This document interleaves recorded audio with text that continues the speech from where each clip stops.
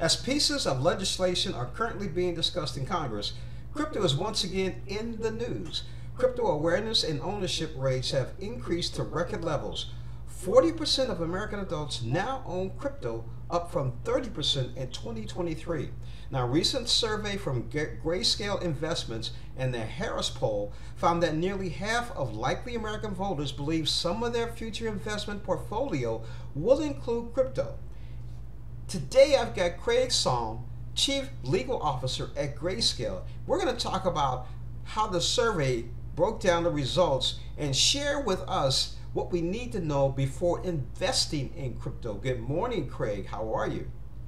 Hi, James. Good morning. Thank you so much for having me on the show. Well, thank you for joining us. So, Craig, what is crypto and why should I consider adding it to my portfolio? Yeah, so Grayscale is the world's largest digital currency asset manager. Our mission is to bring access and exposure to the crypto asset class in the form of traditional investment vehicles. In terms of what crypto is, it's a digital asset that allows someone to send money anywhere in the world 24/7. All they need is an internet connection. You don't need the traditional banking infrastructure that exists for all other forms of finance. That's a very powerful thing that a lot of our investors have seen value in, and why they've come to us to express that view by investing in our investment vehicles. We think it belongs in investors' portfolios for several reasons.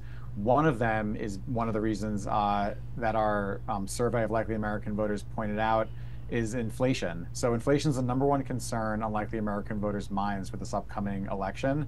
And we think it makes sense that that's causing them to take more of an interest in Bitcoin and crypto because it has served as a hedge against inflation.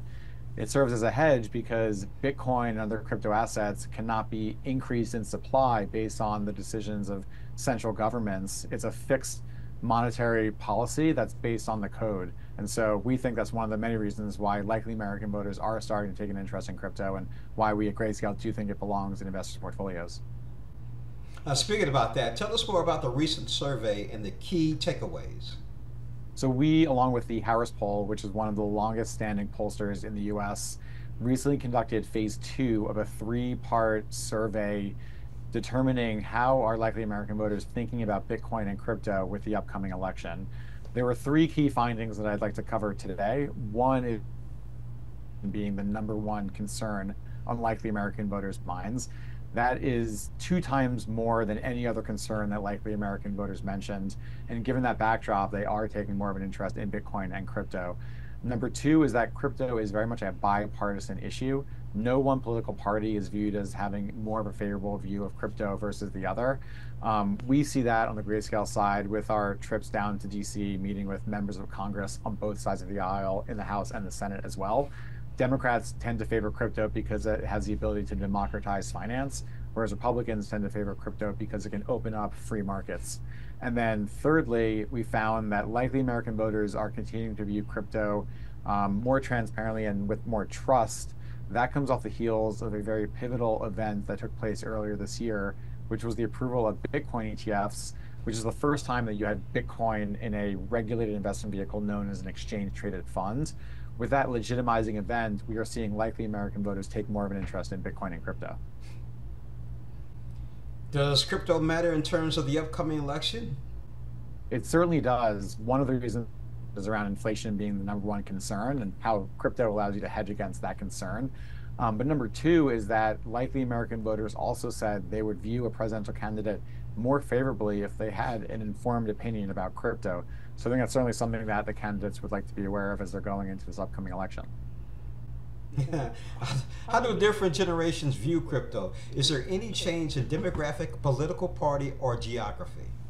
So political party-wise, no, it is pretty evenly split across different political affiliations. In terms of generational differences, we did find that younger voters tend to view crypto more favorably, although there certainly are older voters that have an interest and are owners of crypto as well.